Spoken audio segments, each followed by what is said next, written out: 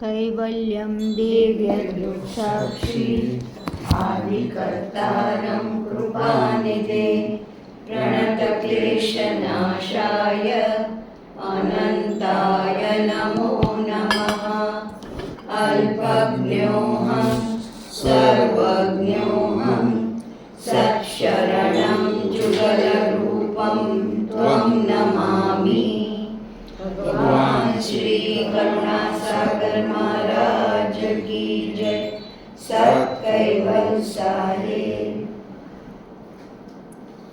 आज तारीख 24/7/2025 ગુરુવાર સાંજે 4:30 વાગે કોપરસ્ટોન ઉલટ ક્રિયાનો 65મો મૂળ ક્લાસ અને અવ્યાકૃત નિરંજનનો 5મો, બરાબર. અને એના વિશે ગયા વખતે જે આપણે વાત થઈ હતી તો ત્યાં સુધી પહોંચ્યા હતા 254મા પાનાનું શરૂ હતું.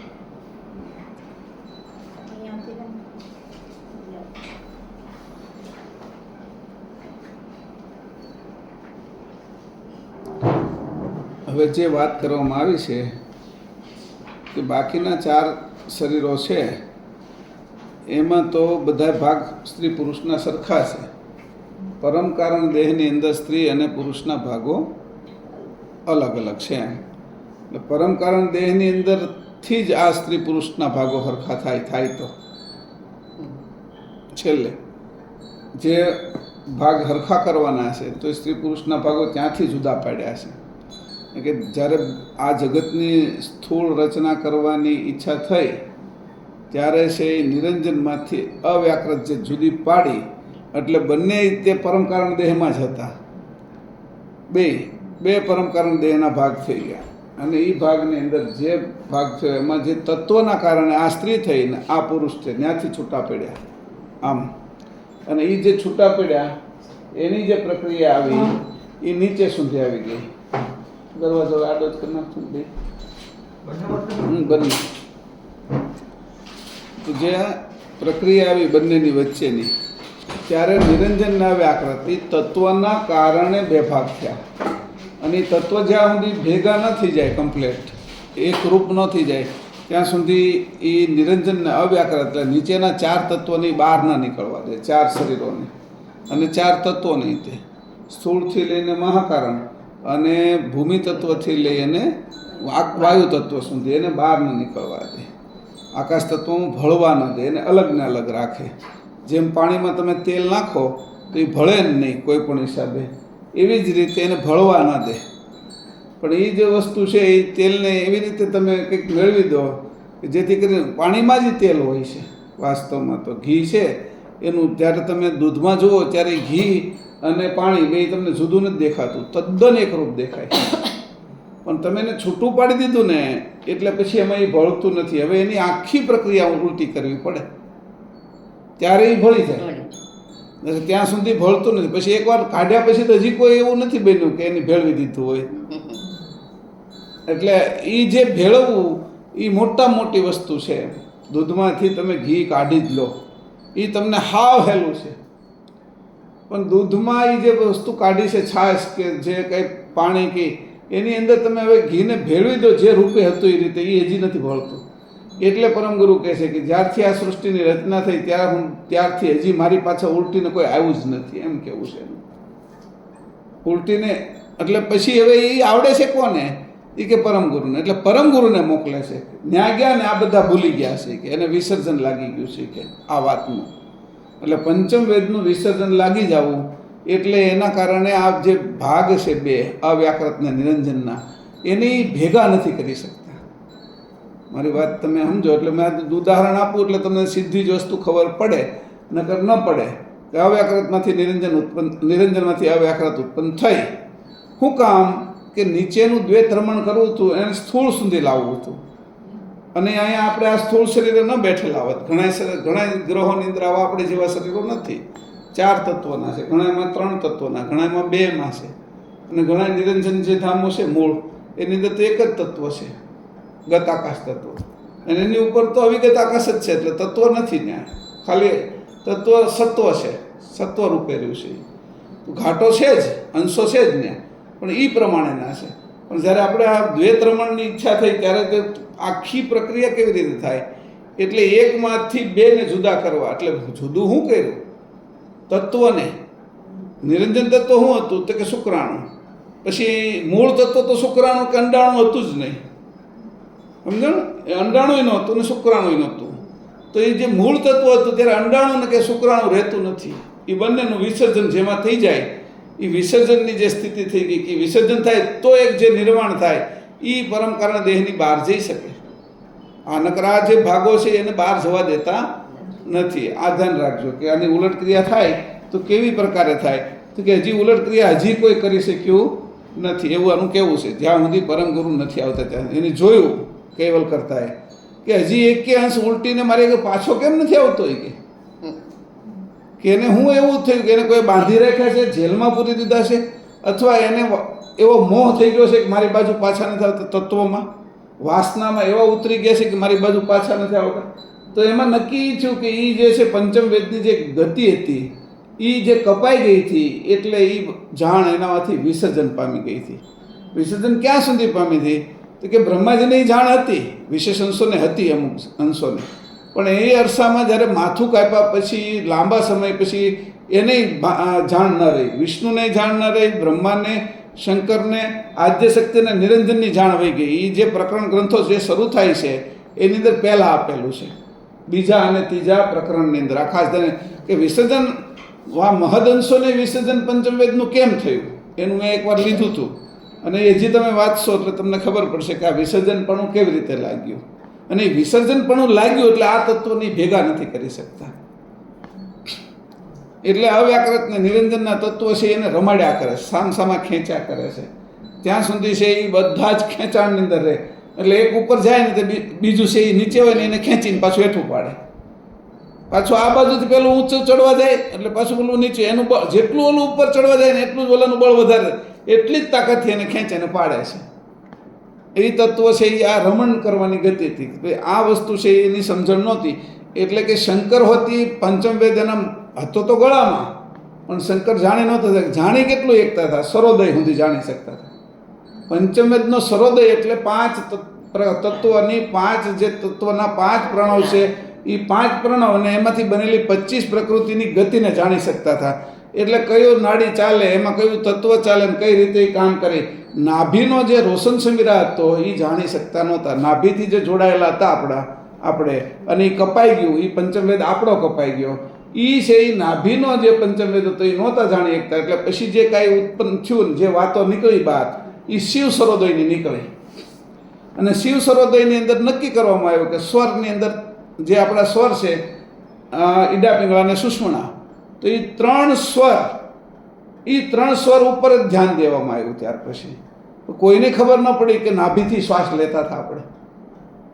એટલે શ્વાસ લેવાનું જે સ્થાન મુખ્ય નક્કી થયું જન્મ પછી આપણું બધાનું તે એટલે એ નક્કી થઈ ગયું ના. અને પછી કલ્પનાય આવી નહીં કોઈને કે નાભીથી શ્વાસ લઈ શકાય. આ જે કલ્પનાય આવી નહીં કોઈને કે નાભીથી શ્વાસ લઈ કે એ જે નાળ હતી કપાઈ ગઈ છે, એ મારો પંચમવેદ કપાણો છે બ્રહ્માજીનો. બ્રહ્માજી એટલે લિંગસ્થાન, ત્યાંથી જે જોડાણ હતું આખું નાભીએ, જે શરૂઆતનું અંકુરનું, એ કપાઈ ગયું છે. કે તો એ જે ભાગ હતો એને કોણ ભેગો કરીએ, કે કોણ જાણે છે આના વિશે? તો કે એક વિશેષંશ રહ્યો છે, પરમ વિશેષંશ. અને કૈવલ કર્તાની નજીક છે, એ ખંડિત નથી થયો. એટલે એને આ આખી બધી જ ભાન છે. એટલે એને આજ્ઞા કરી કે તું જા, આ અંશોને ચેતવતો આવ, એને આ બધી વસ્તુ સમજાવતો આવ અને અંશોને એમાંથી બાદ કરીને લેતો આવ. એટલા માટે એને આજ્ઞા કરી. એવું કીધું આપણે કે એને આજ્ઞા કરી. આજ્ઞા એટલે એક સમજ. જેની આગળ આ સમજ હોય એ પહેલાંના લઈ આવે. કૂવામાંથી કોઈને કાઢવાની સમજ હોય એ કાઢીએ. કે કોઈને રોગ થયો હોય એ ડૉક્ટરને સમજ હોય કે આ રોગથી આની આ દવાથી અથવા ઓપરેશનથી કે આ પ્રક્રિયા કરવાથી આ નીકળે, એ એને કાઢી શકે. તો આ જે ભવરોગ હતો, જે અંશોને લાગુ પડેલો જગતની અંદર વાસનાનો રોગ, એ વાસનાનો રોગ મટાડવા માટે કોણ છે એના ડૉક્ટર? વૈદરાજ એટલે પરમ ગુરુ. કે બધા રોગો મટાડી દેવાની શક્તિ, એ ટોટલ રોગ જ્યાં આપણે લાગ્યો છે, જેના કારણે આ બધા રોગ લાગ્યા, શરીરના લાગ્યા, મનના લાગ્યા, ઘણા શારીરિક રોગો, ઘણા માનસિક રોગો, ઘણા છે એ પ્રાણના રોગો, આત્મિક રોગો, એ બધા રોગો લાગ્યા. અને એની પછી ઉપાધિઓ લાગી, આધિ લાગી, વ્યાધિ લાગી, ઉપાધિ લાગી. આધિ ભૌતિક, આધિ દૈવિક અને આધ્યાત્મિક આ બધી ઉપાધિઓ લાગી. આ પરિતાપો છે, એની અંદર તપે છે કે આ અંશો. પરિતાપમાં તપવા માટે તો એને મોકલ્યા જ હતા પાકા થવા માટે, પણ પછી પાછું જવાનું હતું ને એ ગતિ ભૂલી ગયા. પછી તપવારે એટલી મજા આવવા મળી ને કે તપ્યા જ કરે, પછી એના વગર એને મજા ન આવે. એવી સ્થિતિ કે પછી એને એમાં મજા આવવા મળી. હવે મજા આવે ને જ્યારે આની અંદર, ત્યારે મૂળ સાચી મજા છે એના હાથમાંથી વહી જાય. આજે એક પ્રસંગ હતો કે ભાઈ એક છે ફૂલવાળી હતી માલણ, અને એક માછીમાર કન્યા હતી. તો બે જે માછીમાર કન્યા હતી રોજ માછલીઓ પકડવા જાય અને માછલીની સુગંધની અંદર જ રહે. એક વખત કંઈક એવું થયું અને આ જે માલણ હતી એના ઘરમાં એને રહેવાનું આવ્યું, અને ત્યાં તો સુગંધિત બધા ફૂલોની સુગંધ હતી. તો એ રાતે એમાં રોકાઈ ન શકી, કલાક હતી, એને ન ગમી. કારણ કે હવે એને સુગંધ એને દુર્ગંધ સુગંધ લાગવા મળે. એમ અંશોને ભોગ છે ને એ યોગ લાગવા મળ્યો, એને આ હાથું લાગવા મળ્યું. એટલે એમાંથી છૂટે ક્યારે? એને એમ ખબર પડે કે આ દુર્ગંધ છે અને આ સુગંધ છે, અને એ સુગંધ માટે પાછું પોતે તૈયાર થાય, અને પોતે છે એના માટે બધી ઇન્દ્રિયો એને દુર્ગંધ જેવી કરી નાખી. નાકમાં એને જ્યાં સુધી માછલીની દુર્ગંધ ન આવે ત્યાં સુધી ઊંઘ પણ ન આવે. પરિસ્થિતિ આપણે છે એ કાંઈક અવાજ આવતો હોય ને તો આપણે સૂતા નથી, આપણે ઊંઘ ન આવે. પણ જે ઓલા મશીનની અંદર કામ કરે ને ખટાખટી આપણા જે બધા મશીનોની અંદર, તો એ કારીગરોને તમે એને બહુ અવાજ ન આવતો એવી જગ્યાએ હુરાવો ને તેને ઊંઘ ન આવે. એને ત્યાં હોઈ જાય તો ઊંઘ આવે. કે તમે જેવી તેવી કે અંશોને આ ભોગની આરે રહેતા પોતાના સ્વરૂપનું વિસર્જન થયું, અને એનું કારણ છે એ આ પરમ કારણ દેહ જ છે. પરમ કારણ દેહની અંદર આટલા માટે આપણે એને વધારે હું થોડુંક વાગોળું છું તમને, કે જે મૂળ ખીલી લાગેલી છે અથવા ખીલો લાગેલો છે અને ત્યાં બંધાયેલા છે, એ તો અવ્યાકૃત ને નિરંજનનો જ છે. અવ્યાકૃત અને નિરંજનની અંદરથી જો કોઈ છૂટા થાય તો આગળની ગતિ એને આસાન થઈ જાય. પોતાની ઉપર અશ્મિ ન લાગે તો બરાબર, તો બ્રહ્મોસ્મીમાં ન રહે અને આગળ જાય. તો અહીંયા એવી રીતે કીધું છે કે ભાઈ મેં જે વાત કરી તો કે આજે આકાશ તત્વના 6 ભાગ હતા એટલે આકાશવત થઈને રહેશે, અને જે 8 અને 2 ભાગ હતા એના કારણે જે સ્ત્રીના 8 ભાગ હતા અવ્યાકૃતના એ અંડાણુ થયા, પણ 2 ભાગ એની અંદર નિરંજનના હતા કે અંડાણુને ખેંચીને શુક્રાણુ સુધી લઈ જાય અને શુક્રાણુને ખેંચીને અંડાણુ બાજુ લઈ જાય. એ ખેંચવાની પ્રક્રિયા એને વ્યવસ્થિત રીતે મૂકી દીધી, પ્રકૃતિએ પાછી ગોઠવી. કે જે માસિકાવાનો જે મૂળ આખો જે ગાળો હોય 27 દિવસનો, એમાં જે વચ્ચેના જે 13 ને 14 જે દિવસો હોય એની અંદર અંડાણુ હાવ નીચે જ હોય, ફલિત થવાના એ સમય છે. અને એ જ સમયે છે એ પુરુષ તત્વને એ પકડી શકે છે, ત્યારે પુરુષ અને અંડાણુ અને શુક્રાણુ ત્યારે એક થાય છે, અને એની અંદર બાળકનો જન્મ થાય છે. આ પોઈન્ટ મૂકી દીધો કઈ જગ્યાએ થાય છે. આ બધી જે ઝીણી ઝીણી બાબતો છે કે ઈડા અને પિંગળા ક્યારે એક થાય છે, જરા ઈડા અને પિંગળા એક થાય જ્યારે સૂર્યનાડી મારી હાલતી હોય પિંગળા નાડી, અને 21:30 મિનિટ પૂરી થાય એટલે તરત સુષુમ્ના લાગે. સમજાણું? એનો એ નક્કી જ સમય છે. 21:30 મિનિટ સુધી ટોટલ છે એ સૂર્યનાડી હાલતી હોય, અને 2.5 મિનિટ છે એ આ બાજુની સુષુમ્ના, અને 2.5 મિનિટ આ બાજુની. એટલે ચંદ્રમાંથી સૂર્ય અને સૂર્યમાંથી ચંદ્રમાં જવું, 2 સંધ્યા આવે, અને સંધ્યાની વચ્ચે તો સંધ્યા કેટલી આવી? જે સંધ્યા આવી એના વચ્ચે જ ઉત્પત્તિનો માર્ગ ખુલ્લો છે. આપણા અંકુરો ક્યારે ઉપર ચડે છે? જ્યારે સુષુમ્ના આવે છે ને ત્યારે અંકુરો છે એ ત્યાં ઉપર ચડી જાય છે નીચેના તત્વના, અને એ અંકુરોને છે એ સત્વ રૂપે રહે છે, ખેંચાય છે. એટલે અને એને કોણ પકવે છે? જેમ સૂર્ય છે એ આપણી બધી વસ્તુ હૂકવે છે અથવા પકાવે છે, સૂર્યના તાપની અંદર પાકે છે ઘણી વસ્તુઓ. તો એવી રીતે અંશની જે વૃત્તિ છે એ આ અંકુરોને પકવે છે. પકવે ને પાછી વૃત્તિ પકવે છે એ કેવા રૂપે છે? તો કે એ કામના રૂપે જ છે. અંશની કામના, વૃત્તિમાં કામના જે ભરેલી છે એના કારણે એ ઉત્પન્ન કરે છે.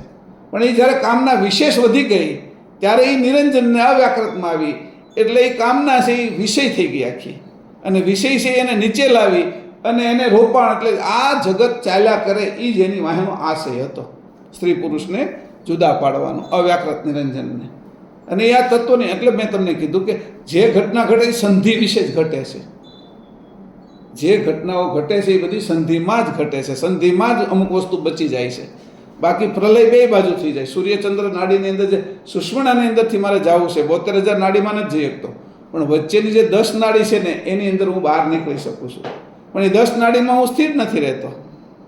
ત્યારે તે હું જે મારે જે વિચાર, એટલા બધા વિચાર, ખાલી જગ્યા પડે ને વિચારો પ્રબળ થઈ જાય.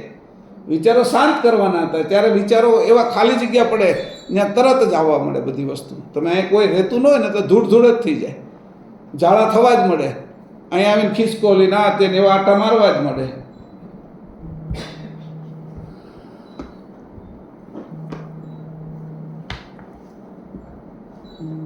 એટલે આવી રીતે કરીને જે તત્વની રમત છે તે અંડાણું અને શુક્રાણુ. એમાં અંડાણું છે એ અવ્યાકૃત છે અને શુક્રાણુ છે એ નિરંજન છે. સ્ત્રી પુરુષના વિભાગ નથી ઘાટ વિશે અત્યારે, તમે ધ્યાન રાખજો. એટલે અહીંયા બે તત્વોને કીધું કે આ બે જે તત્વો છે એ 8 ને 2 ભાગ, 2 ને 8 ભાગ એ રીતે એકબીજાની અંદર એવા મેળવી દીધા છે. એની આટી એવી કરી છે કે એ આટીની અંદર કોઈ છૂટી ન શકે જ્યાં સુધી પરમ ગુરુના ચરણમાં ન જાય ત્યાં સુધી. મનુષ્ય શરીરમાંથી કદાચ છૂટું ને પછી બીજું શરીર મળશે તો કૂતરા ને કૂતરીમાં જઈશું, કબૂતર ને કબૂતરીમાં જઈશું, સ્ત્રી કેસર ને પુકેસરમાં જઈશું. પછી તો બાકીના હરખા 5 ભાગ પોખેલા છે, એમાંથી તો નીકળવું જ મુશ્કેલ છે. આ 8 અને 2 છે એમાંથી હજી નીકળી શકીએ, કોઈ જાગૃત કરે તો, કોઈ આપણે ભાનમાં લાવે તો. બાકીના બીજા કોઈ જે આખા પોખેલા છે, 5 ભાગો જે સરખા પોખેલા છે એની અંદરથી નીકળવું જ મુશ્કેલ. કારણ કે ત્યાં આગળ પહેલી તો શૌર્યતા નથી, આધારહીન, આધાર વગર રહેવાતું નથી. હા, સ્ફૂર્તિ અને આયુષ્ય ઓછું છે. તો અત્યારે આપણે આપણો વિચાર કરીએ તો આપણે આગળ આયુષ્ય, પણ હું અત્યારે ખોવાઈ ગયો છું. એટલે મારો જે રોશન સમીરા હતો એના વિશે હું કાંઈ જાણતો નથી. એટલે શંકર હોતી છે એ સરોદય જાણતા હતા, એટલે શિવ સરોદય લખાઈ ગયું. પણ શંકર છે એ આ વાતને નહોતા જાણતા, એ કાપાઈ જ ગઈ હતી. એ પોતે કાપીને બેઠા હતા એટલે એને એનું ભાન નહોતું રહ્યું, એટલે એને વિસર્જન લાગ્યું હતું. એટલે વિશેષ અંશોને પંચમ વેદનું વિસર્જન કેમ લાગ્યું, એટલે પ્રકરણ 2 અને 3ની અંદર આપણે વાંચી લેવાનું, એટલે ખબર પડી જાય આપને કે ભાઈ આ રીતે એનું વિસર્જન લાગ્યું. પંચમ વેદ એટલું ઝીણી ઝીણી વસ્તુ કહેશે કે એ જ્યારે તમને વાંચો તો મગજમાં જ ન બેસે કોઈને. આમાં તો એક વિષયની અંદર PhD થઈ કે એટલી સામગ્રી પડી છે. કારણ કે તમે આનો વિષય જુઓ તો એની એકદમ બારીકાઈથી કર્યું છે કામ, અને કોઈને આમાં હુજ જ ન પડે કે વાંચી જાય, પણ એના વિશે વિચારવાનું ક્યારે આવે. તમને હું જ્યારે કહું છું કે આકાશ તત્વના 6 ભાગના કારણે એને ઉન્મુની છે, અને આ જે ભાગો છે એના કારણે 2 શરીરો જુદા જ રહ્યા, અને પરમ કારણ દેહની અંદર જ્યારથી જુદા રહ્યા ત્યારથી છે એ એકતા એને થઈ નહીં. તો એ એકતા કરવા માટે શું કર્યું, પરમ ગુરુએ તરત જ છે એ ભાલ તિલક આપને આપી દીધું કે અણી ઉપર તમે જ્યારે અણીએ થાવ, જ્યારે એની સુષ્મણા લાગી, આ લાલ એ અંડાણું છે અને પીળું શુક્રાણું છે, એ અંકુર છે. અંકુરની અંદર જે ભરેલી ગતિ છે એ જ્યારે તમે એક કરી નાખી, અણીએ થઈ ગયા, એટલે જે આ 2 વસ્તુ છે એને વીંધીને બહાર જાય છે. આ જે 2 વસ્તુ કોણ છે કે અંડાણું અને શુક્રાણું, અવ્યાકૃત ને નિરંજન, એને વીંધીને બહાર જાય છે. જેમ કોઈ ગોળી કોઈને વીંધીને બહાર જાય તો એ કે આ ગતિ ભરેલી છે, મેં જે નીચેની ગતિએ તમે નીચે આવ્યા છો એમ ઉલટ ક્રિયાની આ મેં ગતિ ભરી છે. તો આ ગતિની વાત અહીંયા સમજાવી છે. મારા આ વિષયો તમે બરાબર સમજો. કે મેં જે બનાવ્યું છે એનો જે આ હું તમને આખી વાત કરું. કોઈ વસ્તુ આપણે લેવાઈ ગયા હોય, ફ્રીજ કે ટીવી કે તો ફોન નવો લેવા જાય તો એનું આખું મેનુ આપણે આ સાથે આપી દે, અને કેવી રીતે વાપરવાનું છે, સફાઈ કેવી રીતે રાખવાની છે, પાણી ક્યાં વાપરવાનું, પાણી ક્યાં નહીં નાખવાનું, એ બધી વસ્તુ આપણે આપી દે. કપડાં હવે લેવા જઈશ ને તો કપડાની અંદર કોટન હોય તેમાં લખ્યું છે કે ભાઈ આમાં તમારે આટલા જ ટેમ્પરેચરની અંદર આને બોળવો, આની અંદર આ જ કરવું, એનાથી વધારે નહીં, તો એ ટકે અને એ પ્રમાણે રહે. તો એ બધું જ પંચમ વેદ આખા શરીરનું મેનું છે. અને કેટલા શરીરનું, જ્યાં સુધી જેટલા શરીરો બને ને એટલાનું. આ સ્થૂળ મનુષ્યનું જ નહીં, એક બેક્ટેરિયાનું શરીરથી લઈને અનંત બ્રહ્માંડોના શરીરો બન્યા. બ્રહ્માંડનું એક શરીર તો છે જ, પૃથ્વી એક શરીર તો છે જ, મારું એક શરીર છે જ, મારો ટોલો છે એનું એક શરીર તો છે જ, એક લીક છે, અળસિયું, મારી અંદર કૃમિ છે એનું એક શરીર તો છે જ. જ્યાં જ્યાં શરીર છે દ્રશ્ય ને અદૃશ્ય, એ બંનેનું ગણિત, એની આખી જે રીત એ બધી જ પંચમવેદમાં ભરેલી છે. આ વાત કોઈને ખબર પડે એમ નથી. પૂજા કર્યા કરશું પંચમવેદની, એનાથી કાંઈ ફરક નથી પડવાનો. એને સમજશું નહીં, એને સમજીને એની દિશા નહીં લઈએ ત્યાં સુધી નહીં પડે. એની સમજ જ મુખ્ય વસ્તુ છે. એટલે પંચમવેદનો અર્થ એવો છે કે ભાઈ આ તમે કીધું કે સ્થૂળ શરીરો નહીં દેખાય છે, એ નહીં, તમારું જે સૂક્ષ્મ શરીર સ્થૂળને મૂકીને જે બહાર ફરવા હોઈ જાય છે, સપનામાં કારણ જાય છે, એની વાતો આમાં કરીશ. સ્થૂળ તો જે સમજાય, પણ મેં તે દિવસે કીધું ભાઈ સૂક્ષ્મની અંદર જાય તો અહીંયા પગ તો પડ્યા છે, કયા પગ લઈને જાય? ત્યાં આંગળીના ટેરવા કેવા છે, ત્યાં પાણી અને પંજો કેવો છે, પગનો હાથનો કેવો છે, ત્યાં તારી આંખ કેવી છે, તારી ત્યાં ગતિ કેવી છે, તારી જોવાની દ્રષ્ટિને ઈને કેવી છે, તું જોવે તો છો જ અને સાંભળે છો, તું બોલે પણ છો. તો કે ત્યાં સુધીનું બધું જ કહી દીધું છે.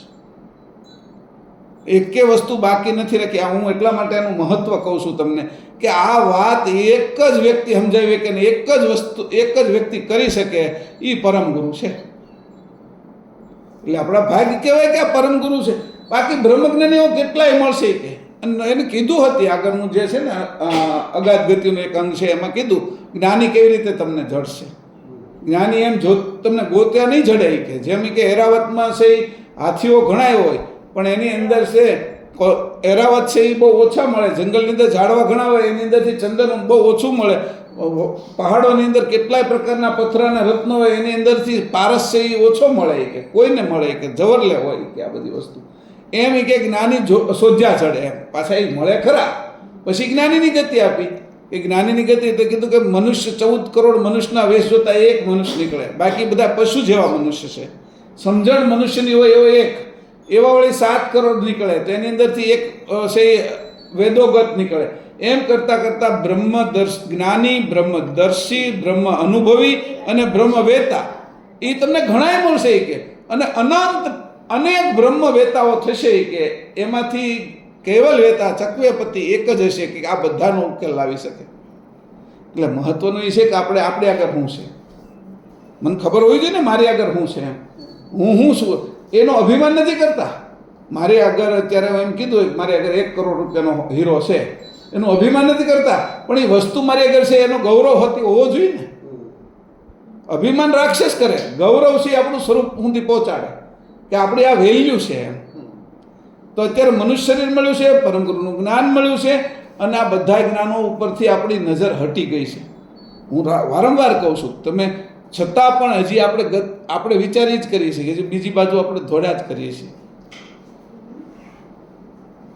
આ મહત્વનું છે. એ મહત્વ હજી એટલું આપણને નથી લાગતું. હું તમને સમજાવું છું, પણ જ્યારે એ તમને મહત્વ લાગે એટલે પછી 365 દિવસ બીજું કશું યાદ જ ન આવવું છે. તો જ આમાંથી નીકળી શકીએ, તો જ પરમ ગુરુની કૃપા થાય. વળી થોડાક અહીંયા હું લાડવા લઈ આવું, અહીંયા ભજીયા લઈ આવું, એ કંઈ કામ નથી કરવાનું. થોડાક આ યોગની અંદર જાઉં, થોડીક વખત છે આ ભક્તિમાં જાઉં, થોડાક આ કર્મકાંડમાં જાઉં, થોડીક યાત્રાએ જાઉં, તો એ તો રમત કરીએ છીએ આપણે છેતરવાના ધંધા શરૂ કર્યા છે. આપણે જે આ વાત આવે છે, જે વિષય આવે છે, એ વિષય એમને ન સમજાય. અને આમાં ફરવો છો, ત્યાં આવી રીતે ફરશું. પછી જે રીતે અત્યારે આમાં ફરીએ છીએ આપણે આ બધે જગતમાં, એમ 84 લાખમાં ફરશું. ટેવ તો ફરવાની જ પડી ગઈ છે આપણે, તો 84 લાખમાં ફરશું. ગતિ સ્થિતિ તો થતી નથી આપણી. એકમાંથી બીજામાં, બીજામાંથી ત્રીજામાં, એટલે દોડ જ કરશું. તો કે આ જે વસ્તુ છે અસ્મિ, એમાંથી અસ્તિત્વ ન થાય. પરમગુરુ આટલી બધી વસ્તુ આપી છે, ચોખવટ કરીને આપી છે. એક વસ્તુનો કોશિશ હું એવું કરું છું કે તમને બધા અર્થો કહું. એને સમજાવવા માટેના મને કોશિશ એવી કરું કે ભાઈ આના એટલા બધા ઝીણવટથી તમને અર્થો કહું, અને અર્થો કેટલા મહત્ત્વના છે એ પણ કહું, અને એમાં તમારે કેવી રીતે છૂટવું, આપણે કેવી રીતે અંશે થવું એની પણ વાત કરું. એમ તો જ્યારે આ પૂર્ણ વિશ્વાસ ન આવે ત્યારે ન કહું કે તમે મરવાની ઈચ્છા કરો તો તમે નીકળવામાંથી નીકળતા શું કાળ ખાઈ જાય છે એમાં મરવું છે, પણ પરમ ગુરુના જ્ઞાન હાટું મરવું નથી, અર્પણ નથી થવું. તો વાસ્તવિક અર્પણ ન થાય, એવો દાહ ન લાગે, એવો વૈરાગ ન આવે, એવો અગ્નિ ન લાગે, જે આપને પોતાની વાસનાઓને અને જે આ બાજુના અસ્મિઓને ભસ્મ ન કરી નાખે, એવો અગ્નિ ન લાગે ત્યાં સુધી છે અંશે ન થવાય, ત્યાં સુધી ચોખ્ખાઈ ન થવાય. અગ્નિ બધુંને બાળીને ભસ્મ કરી નાખે, જે કાંઈ પણ ન રહેવા દે, અંકુરને હોતી ભસ્મ ભૂંજી નાખે, એવો અગ્નિ મને લાગવો જોઈએ. અને એ અગ્નિ લાગે ત્યારે જ તે. અને પરમ ગુરુ એટલા માટે સક્ર ચિંતામણીની અંદર કીધું, રે વૈરાગ્ય દેખાવાનું કોણ 17મું. આને જોઈ લેવું જ પડે નિરંતર. તમે કહેવા શું માગો છો? જો તમે આપણે આગળ કોઈને આગળ સમય નથી, આ છેલ્લો, દેવોને પણ મનુષ્ય શરીર લેવું પડે એને જો આગળની ગતિ કરવી હોય તો, નકર ત્યાં સ્થિર થઈ જાય. અને જે જડ થઈ ગયા છે એ લોકોને તો જડતા તોડવા માટે એના કર્મો એવા જડ થઈ ગયા, એને તો નરકમાં નાખ્યા. એવી યાતનાથી એને તોડવામાં આવે છે. ઉપર જે પડ થઈ ગયા ને એ તોડીને છૂટા પાડો, એ યાતના 28 નરકોની અંદર ભોગવે જ છે. બધા નરક જ છે એક પ્રકારનો. અને મૃત્યુલોક જ છે.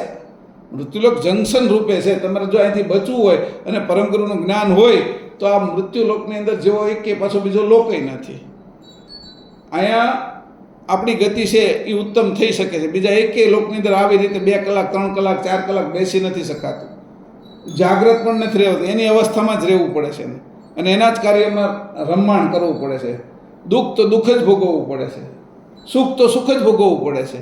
સુખને બાજુમાં નથી મૂકી શકતો, એને દુઃખને બાજુમાં, એના હાથમાં તાકાત નથી મૂકી શકે, એને ભોગવે જ છૂટકો.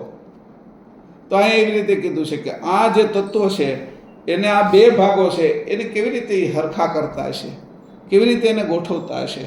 તો કીધું ત્યાં તો રોશન સમીરા છે. માના ઉદમ પ્રણવની જે આ ગતિ હતી રોશન સમીરાની, એ ગતિને હજી કોઈ જાણી શક્યું નથી. અને એ પ્રણવ છે એની ગતિને આ ત્યાં ભૂખ તરસ નથી. ભૂખ તરસ નથી એટલે કોઈ પણ પ્રકારની વાસના નથી. રોશન સમીરા જ્યાં છે ત્યાં કોઈ પણ પ્રકારની વાસના નથી. એ વાસના રહિત હતો.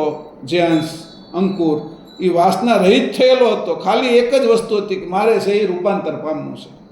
એના સિવાયની કોઈ વાસના નહોતી. એ જ અંકુરના ભે ચોંટી ગયું અને એનો જ મનુષ્યમાં રૂપાંતર થઈ ગયું. જેવો આ નાકનો પ્રણવ લીધો એટલે વાસના પ્રણવની સાથે ઘૂસી ગઈ અને સીધા જ પરમ કારણની દેહની જે વાસનાઓ હતી, પ્રકૃતિ 5 પ્રકૃતિ, લોભ, કામ, ક્રોધ, મોહ અને ભય, એ 5 પ્રણવ અપાન, પ્રાણ, ઉદાન, વ્યાન અને સમાનની સાથે ઘૂસી ગઈ. અને એ હજી નીકળતી નથી. એ ક્યારે નીકળે? જ્યારે આ રોશન સમીરાની ખબર પડે ત્યારે. ત્યાં સુધી નીકળે નહીં.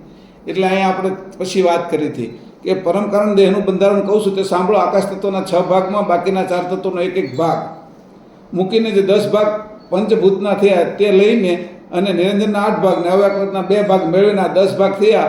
તે પહેલાં પંચભૂતના 10 ભાગમાં મેળવીને આ 20 તત્વ વિભાગ નચિત અંતસ્કરણ. હવે અહીંયા કીધું આ 20 તત્વ વિભાગ કહી દીધા એને. હવે એને પછી છણાવટ કરી ભાઈ 8 ભાગ છે એ નિરંજનના, એ 7 ધાતુ વિશે, 1 ભાગ છે એના પિંગળા નાડી વિશે અને 2 અવ્યાકૃતના ભાગ હતા. એમાં 1 ભાગ છે એ પુરુષની ઈડા નાડી વિશે ને 1નો અડધો ભાગ ભગસ્થાન, આંખ અને લિંગસ્થાન એના ઉપર મૂકી દીધો. એટલે 10 ભાગ એ કહી દીધા. અને અહીંયા 6 ભાગ કીધા કે 6 ભાગ છે એ આકાશ તત્વના, 1 ભૂમિ, જળ અને વાયુ, અગ્નિ ને વાયુ, એના 4 ભાગ મૂકી દીધા. એ એનું કાર્ય કરે છે. એટલે આ રીતે કરીને જે દેહ બન્યો છે એની સ્થિતિ હું હતી કે એને નચિત અંતસ્કરણ સંયુક્ત.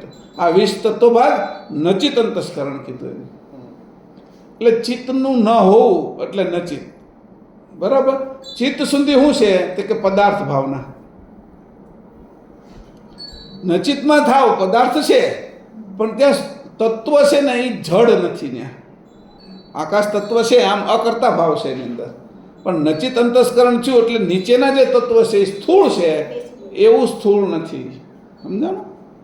આપણે પાણી છે એને તમે જાણતા હો, કોઈ પણ વસ્તુ કળ ભળી ગઈ આ તેને તમે લાંબો સમય સુધી એમનું સ્થિર રાખો એટલે બધી કળ નીચે બેસી જાય, પાણી ઉપરથી ચોખ્ખું થઈ જાય, અંદર જે કળો હોય અને વ્યવસ્થિત થઈ જાય.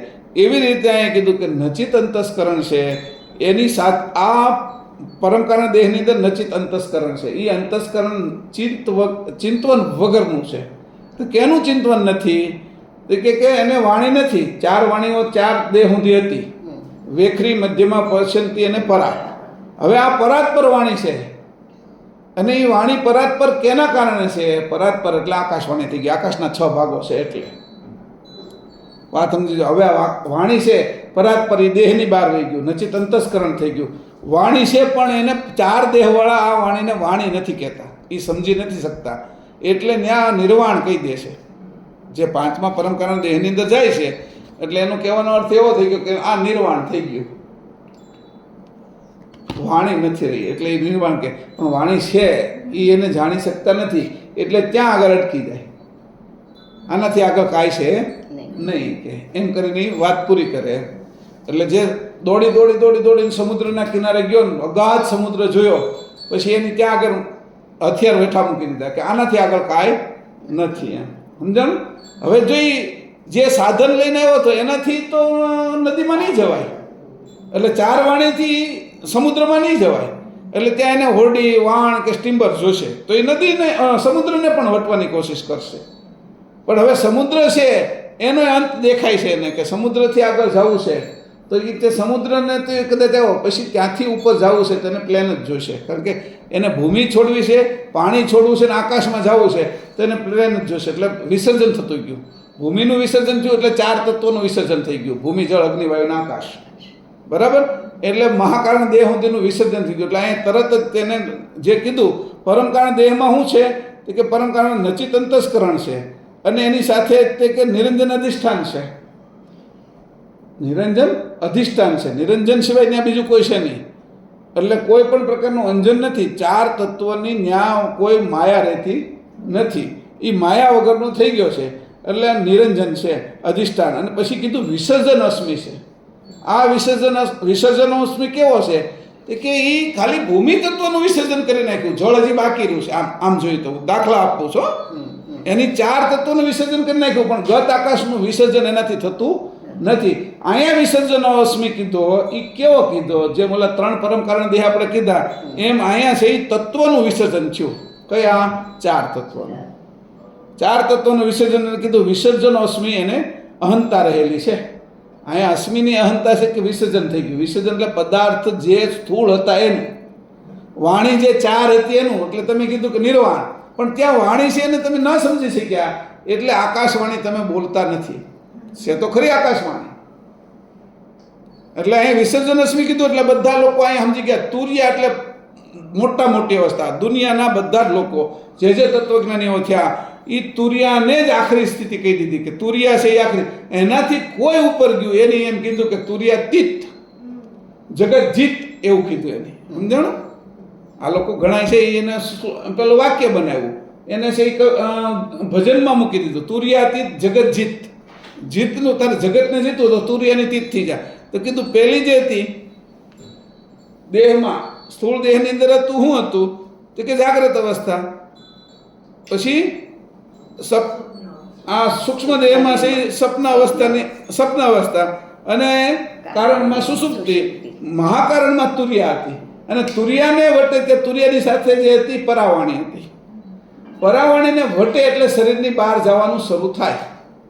શરીરની બહાર ત્યાં સુધી જઈ નથી શકતો. શરીરની બહાર સૂક્ષ્મમાં જાય છે એવું લાગે છે પણ મૂળ શરીરની સાથે જોડાઈને જાય છે.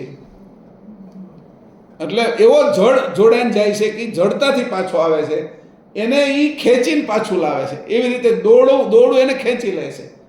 2 વસ્તુ છે. કૂવામાં 2 લોકો બહાર નીકળી શકે છે. એક તો કૂવાની અંદર જે ઉતર્યો છે બહાર 3-4 જણા બેઠા છે અને કમરે એને દોરડું બાંધેલું છે અને એ કૂવામાં ઉતરે છે, કામકાજ પૂરું થયું એટલે ઓલા લોકો ખેંચી લે છે એટલે બહાર નીકળે છે.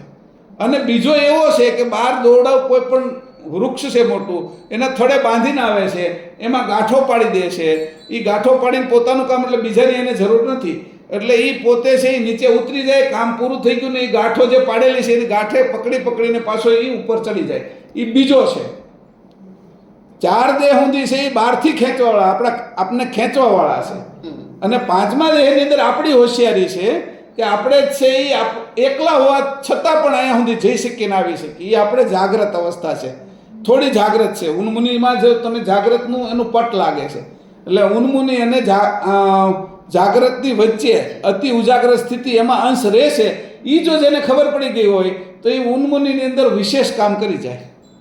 એ જે ભાગ થોડો એને જે પૂર્ણ ખબર નથી છતાં એને હવે લાવે છે એ પેલી જે અંશની જે અતિ ઉજાગ્ર સ્થિતિ છે એ પાછો લાવે છે. પહેલાં જે હતું એ ઉપરના દોરડા ખેંચીને જે બીજા 4 મજૂરો હતા એ ખેંચી લેતા હતા. આમાં એ પોતે છે એ સમજે છે થોડું, વધારે નહીં. કે વચ્ચે જે આવે છે ઉન્મુનિ ને જાગ્રતની વચ્ચે, એટલે એમાં પોતે અંશનું ભાન રહે છે, એટલા ભાનની અંદર બહાર આવી જાય છે. હા, એટલે આ જે સ્થિતિ છે એને અહીં કીધું કે આ વાત છે એ સમજવી અઘરી છે, એટલે આ લોકો નિર્વાણ કહી દે છે. બધા લોકો અહીંયા પોગે ને એટલે કે નિર્વાણ, કે ફલાણા ભાઈનું નિર્વાણ થઈ ગયું. હવે વાણી બંધ થવી એને તમે નિર્વાણ કહો છો, પણ આકાશવાણીને તમે નથી સમજી શકતા. તમે ભૂમિ પૂરી થવી એટલે એમ કીધું જગતનો અંત આવી ગયો, પણ તમે પાણીને સમજી નથી શકતા. પાણીમાં બીજા સાધનથી હજી આગળ જવાય છે એ તમે ન સમજી શક્યા, એટલે કીધું બધું વિસર્જન લાગી ગયું. કયું તો કે મારા ગામનું વિસર્જન થઈ ગયું, મારા દેશનું વિસર્જન, મારા પ્રાંતનું રાજ્યનું વિસર્જન થઈ ગયું, જિલ્લાનું વિસર્જન થઈ ગયું. આ બધું જ મારું જે હતું અમારા ખંડનું વિસર્જન થઈ ગયું, અને છેલ્લે હું દરિયા કિનારે આવી ગયો. હવે આનીથી આગળ હવે કાંઈ છે નહીં, એમ કરીને એને કીધું નિર્વાણ, વાણી નથી એમ. એટલે અહીંયા કીધું જો આ લાગ્યું એને કીધું વિસર્જન અસ્મિ, એટલે તરત કીધું એના વિશે વિસર્જન અસ્મિ અહંતા રહેલી છે. પણ વિસર્જન અસ્મિ બે પ્રકારે રહ્યા છે. અહીંયા છે એ દેહોસ્મિ, જીવોસ્મિ, શિવોસ્મિ ને આત્મોસ્મિનું વિસર્જન થયું નહીં. અહીંયા છે એ આ જે છે એ તત્વનું વિસર્જન થયું છે, એટલે વિસર્જન અસ્મિ લાગ્યો છે. પણ જ્યારે જ્ઞાનોસ્મિ અને બ્રહ્મોસ્મિ એ બેયનું વિસર્જન થાય ને એક વિસર્જન અસ્મિ લાગે છે. વિસર્જન અસ્મિ એ શું છે? વિસર્જન અસ્મિનું વિસર્જન થવું એ છે. વિસર્જન અસ્મિ એવો કોઈ પાછો કોઈ પદાર્થ નથી. અહીંયા દેહોસ્મિ છે એ દેહ નામનો પદાર્થ છે, જીવોસ્મિ છે એ જીવ નામનો પદાર્થ છે, શિવોસ્મિ છે એ શિવ તત્વ, એટલે કે ભાઈ હું મારે કલ્યાણ કરવું છે, બધાનું હિત કરવું છે એવી ભાવનાનો પદાર્થ છે. પછી આત્મોસ્મિ હું આત્મા છું એવી ભાવનાનો પદાર્થ છે, પછી ભાવનાત્મક પદાર્થ. પણ આ બધા જ તત્વોનું જ્યાં વિસર્જન થઈ ગયું એને વિસર્જન અસ્મિ કહી દીધો. આ વાત સમજી લીધો. પણ હજી આ વિસર્જન અસ્મિ કીધો છતાં એને કીધું કે આ પાંચમા પરમ કારણ દેહમાં વિસર્જન અસ્મિ લાગી ગયો, કેમ કે નીચેના ચાર દેહને એની બાદ કરી નાખ્યા. પણ હવે આમાં જ્ઞાનોસ્મિ છે, અને એના ઉપર જે છઠ્ઠા પ્રણવ દેહમાં છે એ બ્રહ્મોસ્મિ છે, એનું વિસર્જન લાગે ત્યારે વિસર્જન છે સત્વનું લાગ્યું. આ તત્વનું વિસર્જન સમજવું, અને એના ઉપર આ જે જ્ઞાનોસ્મિ એટલે પરમ કારણ દેહનું વિસર્જન અને પ્રણવ દેહનું વિસર્જન, એટલે સમજવાનું કે સતોસ્મિ લાગ્યો. એટલે એટલે આને કીધું વિસર્જન લાગ્યું પણ સત્વનું. હવે અહીંયા આ વિસર્જન લાગ્યા પછી અંકુરી દેહ એકલો બચે છે. તત્વસ્મિ તત્વનું વિસર્જન અને સત્વનું વિસર્જન, એટલે 6 દેહો વયા ગયા આપણા. અને 7મો છે, આ હું તમને આગળનું કહેતો જાઉં છું, અહીંયા કહેવાનું નથી પણ છતાંય તમને હારોર કહી દઉં તો તમને ધ્યાનમાં રહે. અંકુરી દેહ બચ્યો, સહેજ શૂન્ય અવસ્થા, અને સ્વયમેવ અંશ અંકુરી દેહમાં છે. જ્યારે બ્રહ્મોસ્મિની અંદર છે એ શું છે? અહં. તો ન્યાય તે કીધું અહમ બ્રહ્મોસ્મિ, એ ત્યાં અહંતા રહેલી છે. અને અવ્યક્ત મહાનુભાવ નહીં, અવ્યક્ત મહાનુભાવ અવસ્થા છે, અને અહમ બ્રહ્મોસ્મિ એ અસ્મિ રહેલો છે. અને એ અવિગત આકાશ છે, અને અવિગત આકાશની અંદર પણ વિસર્જન કરવું પડે છે, એટલે એને વિસર્જન કીધું. તમે એમ કીધું વિસર્જન કર્યું, વિસર્જન કર્યું એટલે કેનું વિસર્જન કર્યું? કે અમે એક સભા ભરીથી ને એનું વિસર્જન કર્યું, એને વિસર્જન કહેવાય. પછી કે અમે વિસર્જન કર્યું, ગણપતિનું વિસર્જન કર્યું, એને વિસર્જન કહેવાય. વિસર્જન છે એ એક પ્રકારની ક્રિયા, એને રીતે કીધું. પણ તે સભાનું વિસર્જન કર્યું, ગણપતિનું વિસર્જન કર્યું, એમ અહીંયા તમે છે તત્વનું વિસર્જન કર્યું અને સત્વનું વિસર્જન કર્યું, આમ સમજવું. વાત સમજો, હું તમને જે કહેવા માગું છું એ, નકર આટલી વાતો છે એ બાકી રહી જાય ને એટલે એમાંય મન પકડાઈ જાય કે વિસર્જન અસ્મિ લાગી જાય છે, ત્યાં એમ અહંતા એ રહી છે. પણ ત્યાં આગળ ક્રિયાના વિષયમાં કહેવામાં આવ્યું છે. હવે અહીંયા જોવાની જરૂર, વાસ્તવમાં તો ત્યાં આગળ અસ્મિ કયો છે? જ્ઞાનોસ્મિ. અસ્મિ છે એ જ્ઞાનોસ્મિ છે. વિસર્જન અસ્મિ તત્વોના કારણે લાગ્યો એટલે વિસર્જન અસ્મિ કહી દીધું છે એને. એટલે અહીંયા જોવાની જરૂર હતી. પછી કે આ અસ્મિની અહંતા રહી છે. આ પ્રકારે પુરુષ પરમ કારણ દેહ બન્યો છે. અસ્મિની વાત આવી ગઈ, નચિત અંતસ્કરણની વાત આવી ગઈ, પરમ કારણ દેહની વાત આવી ગઈ. 20 તત્વો જે છે એમાંથી 6 ભાગ છે એ આકાશ તત્વના, બાકીના આવી ગયા. ઓલા વિશે સમજાવવાની જરૂર નથી, ભૂમિ જળ અગ્નિ વાયુના. સમજાવું? એ નીચે લાવવા માટેના દેહોના છે. જ્યારે ભૂમિ આકાશ તત્વના 6 ભાગના બદલે જો વાયુ તત્વના 6 થઈ જાય એટલે મહાકારણ લાગી જાય, એ જ અગ્નિ તત્વના 6 થઈ જાય એટલે તરત કારણ લાગી જાય. એ નીચે લાવવા માટેની એક કડી મૂકેલી છે. સમજાણું? એ કડી રૂપે છે કે એનાથી તમે નીચે ઉતરી આવો. આપણે પગથિયા મૂકીએ, ઉપર ચડવા નીચે ઉતરવા માટે, તો એ પગથિયા રૂપે છે તત્વો, બાકીના 4. પણ મૂળ તત્વ છે એ 6 ભાગ છે, એ એના મૂળ છે. એવી રીતે મેં તમને અવ્યાકૃત અને નિરંજનના 8 અને 2 ભાગો સમજાવી દીધા. એટલે અહીંયા આખું આ ભાગ પૂરો થઈ ગયો. હવે આ જે મેં તમને કીધું એની સાથે જ નિરંજન અવ્યાકૃત બંનેની વાત છે. બંનેને એક જ હરખી પરમકારણ દેહ, પછી એમાં વિસર્જન અસ્મિ અહંતા, અને એમાં પાછું આદ્ય શક્તિ પરમકારણ દેહને અધિષ્ઠાન નથી. આ વાત હવે અહીંયા જુદી પડે છે. તો તમે એમ કહો કે એક પરમકારણ દેહ સ્ત્રીનો બન્યો છે, તો એની અધિષ્ઠાન છે એ કોણ હોય? તો કે એની અધિષ્ઠાન તો આદ્ય શક્તિ હોય છે? નહીં, એને નિરંજન જ છે. આદ્ય શક્તિ અધિષ્ઠાન તો મહાકારણ દેહની છે. સમજાણું? મારો ફોન વાગે છે. એટલે આ 2 વસ્તુને તમારે સમજવાની કે ત્યાં આગળ નિરંજન છે એ રાજા તરીકે છે, અને એની આ પટરાણી છે, પણ એનું હાલે છે રાજાનું જ તે. હવે એ રાજાનું આખામાં રાજાનું જ હાલે છે, પણ જ્યારે પટરાણી છે એ જ્યારે રાજ્યમાં જાય છે ત્યારે જે હુકમ કરે છે એ એનો હાલે છે એ રાજ્યમાં જાય છે ત્યારે.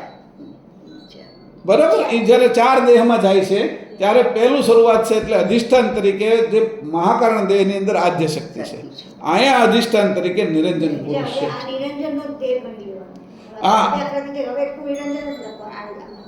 હવે નિરંજનનું થઈ ગયું ને કે દેહ કોનો છે? તો કે અવ્યાકૃત હોવા છતાંય તે કે અત્યારે રાજમાતા કેમ છે? કે રાજાની પત્ની છે. એટલે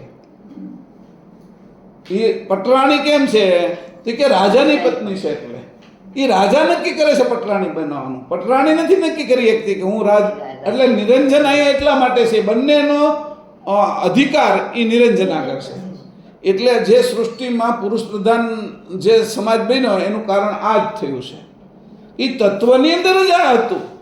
કોઈ એમ કે ભાઈ સ્ત્રી પ્રધાન બનવો જોઈએ, સ્ત્રી મહત્વની છે, તો એવું શક્ય બન્યું નહીં. કારણ કે જ્યારે આખરી સ્થિતિમાં શું આવ્યું, સ્ત્રી પ્રધાન જે વસ્તુ થઈને એમાં નિરંજન ધીરે ધીરે પુરુષ તત્વો છે એ ઓછા થતા ગયા, અને પુરુષ તત્વો ઓછા જેમ જેમ થતા ગયા એમ શૌર્યતા ઓછી થતી ગઈ. શૌર્યતા ઓછી થતી ગઈ એટલે બીજેને ગુલામીમાં જ દેશો રહ્યા. આજે તે થાઈલેન્ડ છે એ સ્ત્રી પ્રધાન દેશ છે, પણ થાઈલેન્ડની અંદર આજે છે એ પુરુષોની સંખ્યા 33% છે, 35% છે, 65-67% છે સ્ત્રીની સંખ્યા છે. તો જે શૌર્ય જોઈ એ શૌર્ય એમાં ન રહે, પછી એ નીચેના ધંધાઓની અંદર લાગે. પુરુષ પ્રધાન છે એ એની ઉદ્ધવ ગતિ હોય, એના ઉપરના ધંધાઓ થાય, એને પાલન પોષણ કરવા માટે એ નીચેના ધંધાઓ કરવા પડે, એને બધા હલકા ધંધાઓ કરવા પડે. તો એવી રીતે કીધું જે પ્રકૃતિનો મૂળ ભાગ છે એનો આધાર નિરંજન પુરુષ જ છે. એટલે અધિષ્ઠાન અહીંયા 2 નથી થતા પરમકારણ દેહમાં. નિરંજન આદ્ય શક્તિ થાય છે, નિયુક્ત જ્યારે કરે છે કે મારી આ પત્ની છે, અને એ જ્યારે રાજ્યમાં જાય છે ત્યારે એ અધિષ્ઠાન તરીકે એ મહાકારણ દેહમાં અધિષ્ઠાન તરીકે એ રહે છે. બરાબર? એટલે 2 અધિષ્ઠાનો હોતી ફર્યા, અહીંયા ધ્યાન રાખવાનું છે. હા, એટલે અહીંયા ભલે 2 જુદા દેહ હોય પણ બંનેનું અધિષ્ઠાન છે એ નિરંજન જ છે, નિરંજનના આધારે જ છે. આ ખાસ ધ્યાન રાખજો. હવે અહીંથી પાછા આગળ જઈએ આપણે. એટલે મેં અહીંયા જે વાતો કરી દીધી ને બધી વાતો આવી ગઈ હો. એટલે 4 તત્વોનું વિસર્જન થયું છે. નિરંજન પરમકારણ દેહ છે ને સર્વ વિસર્જન અસ્મિ, આટલી વસ્તુ આવી ગઈ. બરાબર? હા, બીજું હું કીધું? અને તત્વો એટલે આખું આ 20 તત્વોનું બંધારણ અને જે એની ઉપર લાગેલા બધી વસ્તુ હતી એ આપણે ચોખવટ કરીને અહીંયા પૂરી કરી. હવે આગળ જઈએ છીએ કે આની ઉલટ ક્રિયા કેવી રીતે થશે એની બાજુ આપણે ગતિ કરીએ. હવે 313 અને 314 પેજને વાંચન શરૂ કરીએ.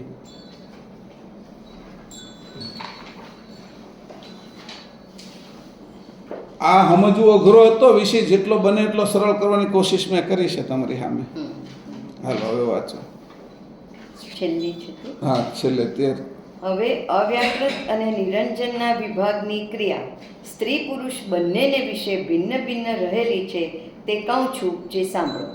4 દેહ સુધી એટલે કે સ્થૂળ દેહથી મહાકારણ દેહ સુધી સ્ત્રી પુરુષ બંનેમાં સરખા ભાગ રહેલા છે, પણ 5મા દેહને વિશે જ બંનેના દેહમાં ભિન્નતા રહેલી છે.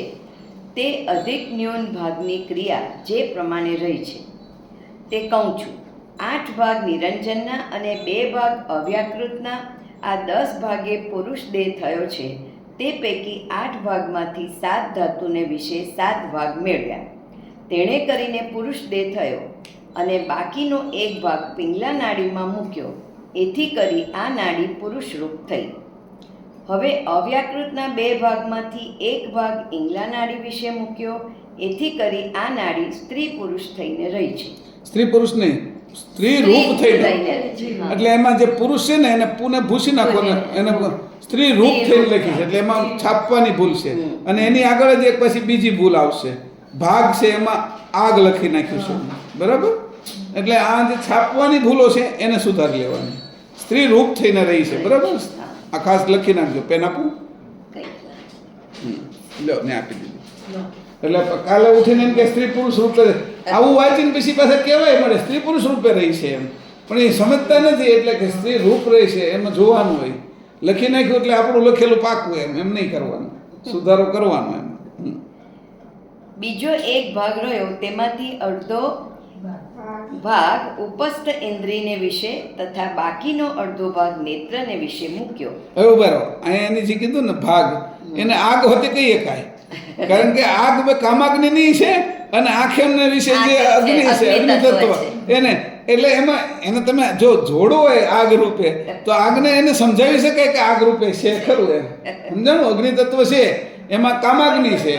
એ કીધું ઉપસ્થ વિશેમાં આવી ગયો. કામનો અગ્નિ તો ત્યાં જ જાગે છે અને આંખ વિશે છે એ અગ્નિ છે જ તે, ત્યાંથી પ્રેરણા કરે છે.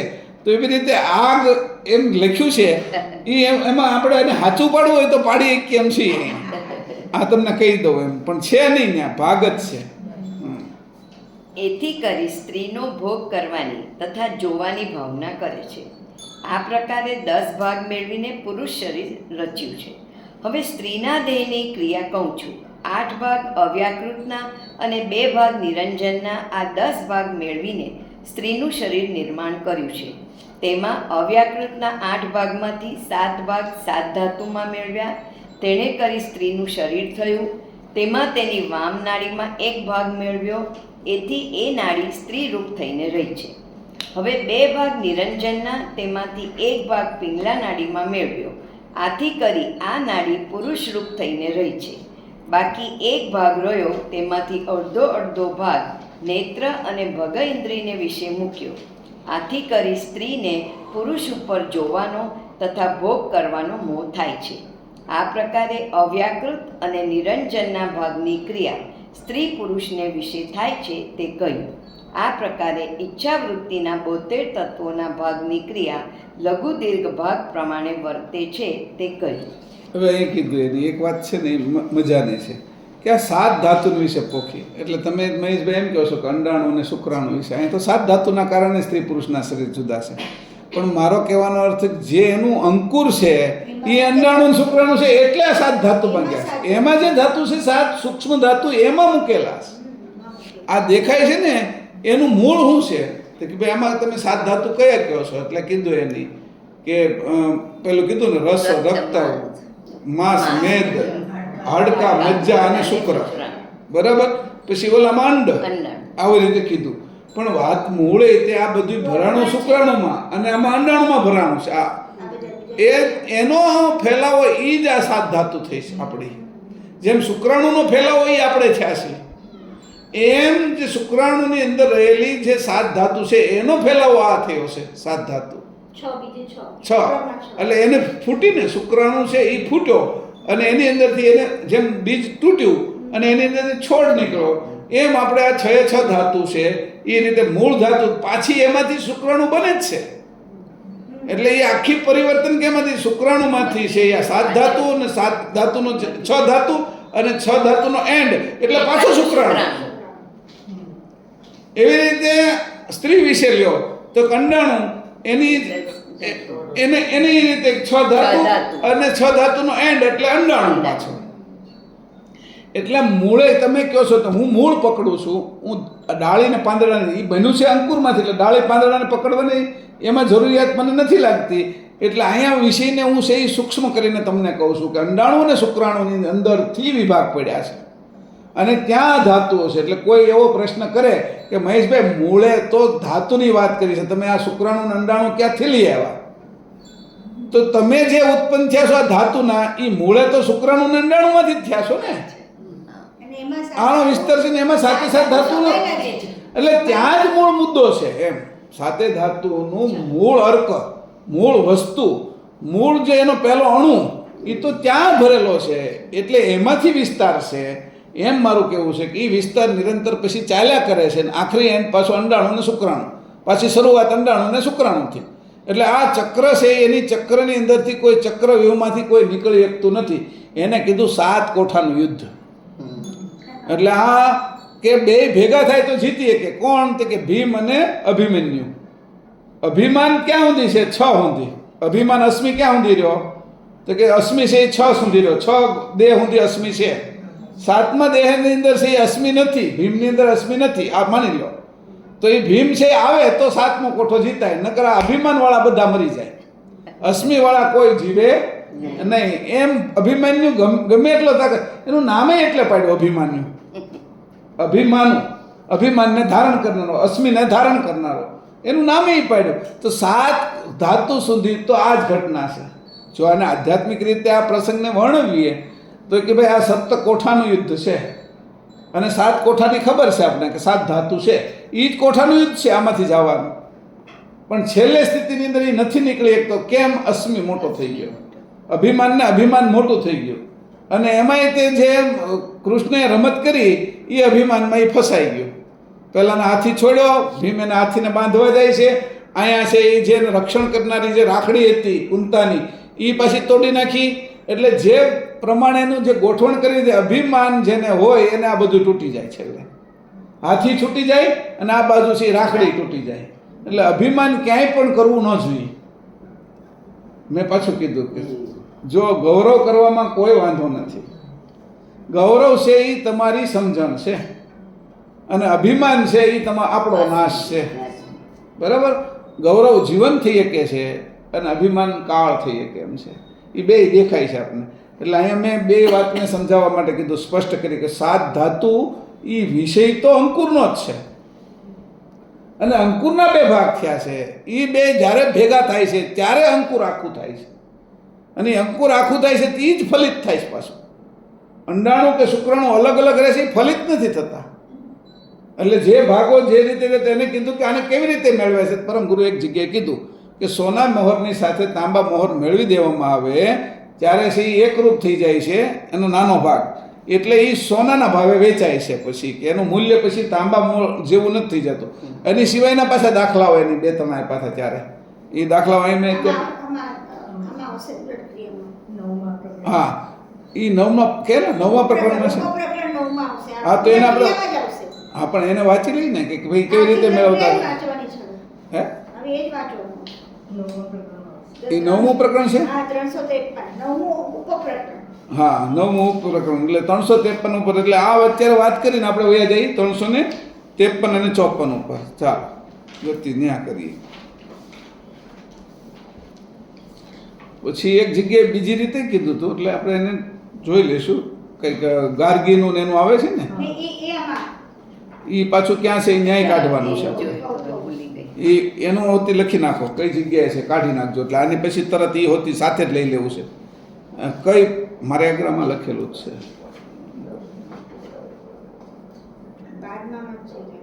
ભરજો નહીં, પહેલામાં આવે છે ને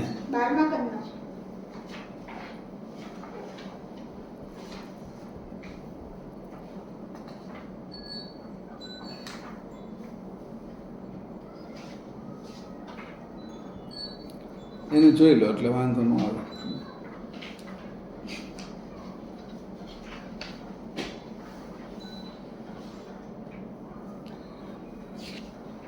હાલો એમાં અત્યારે કદાચ મળે તો ઠીક છે, નકર એ આવતા વખતે લઈ લઈશું. અત્યારે આના વિષયને લઈ લઈએ કે આ હજી નિરંજનના ને એના હજી આપણે કાલે આવતા પિરિયડમાં સમજાવવા પડશે આપણા ક્લાસમાં. એટલે એમાં એને સાથે લઈ લઈશું, જોડી દઈશું. તમે ગોતતા આવજો બધા બીજી કઈ જગ્યાએ આ વાત કરી છે. એટલે ગાર્ગીની અને પેલું કીધું કે પેલા નહીં મને લાગે છે પહેલામાં કીધું છે, આમાંય કીધું છે, અને પરમ સિદ્ધાંત પ્રણવ કલ્પતરુમાં હોતી એ કંઈક વાત કરી છે થોડી. આમ અમે હા એમાં જોઈ લો, અત્યારે આને વાંચી લઈએ બરાબર, પછી ગોતજો. હજી આપણે અગર સમય આજે છે ને એમાં આ પૂરું કરીએ થોડું. હાલો, નિરંજન અને અવ્યાકૃત તત્વની ઉલટ ક્રિયા. હવે જોજો પાછા, કોઈ ભગવાન નથી, નિરંજન અવ્યાકૃત. આને કીધો કે જે 72 તત્વમાંના આ શરૂઆતના 2 તત્વો છે. એટલે માન્યતા ભગવતની ન થાય, તત્વનો ઉપયોગ 100% કરવો, એને જાણવું, એનું માન પણ જાળવવું. એનું માન જાણે હીરાનું કેમ માન જાળવવી છે, સોના ચાંદીનું માન જાળવવી છે, એમ તત્વનું માન પણ જાળવવું, એનું અપમાન ન કરવું, એ રીતે એનો ઉપયોગ કરવો. તો એ ઉપયોગ કરવામાં એને ભગવાન ન સમજી બેસવા. કૃતના ઈશ્વરોને કોઈ દિવસ ઈશ્વર નહીં મૂળ કરતા સકર્તા નહીં સમજી લેવા. આ જે માન્યતા છે એ આપણે એ તત્વની બહાર નહીં જવા દે. નીચેની માન્યતા હશે તો, અને જો સત્ય માન્યતા છે કે આ તત્વ જ છે, તો એમાંથી તમને નીકળતા વાર નહીં લાગે. તમને ખબર પડી ગઈ કે મારા થેલાની અંદર આ ઈંટ છે ને પથ્થરની છે અથવા માટીની છે, તો તમને છોડતા વાર નહીં. પણ એ જો એમ લાગે તમારી માન્યતા એ થઈ ગઈ કે આની અંદર સોનાની ઈંટ છે, એટલે તમે એને છોડી નહીં શકો. આ સોનાની ઈંટ નથી, આ સમજી લેજો. ઉપયોગ કરવાનો છે આ ઈંટનો દિવાલ બનાવવામાં, પણ શેપ માટીની. હાલ આગળ. હવે આ 70 તત્વને માથે પરમ કારણરૂપ 2 તત્વ છે, તે એક અવ્યાકૃત અને બીજું નિરંજન.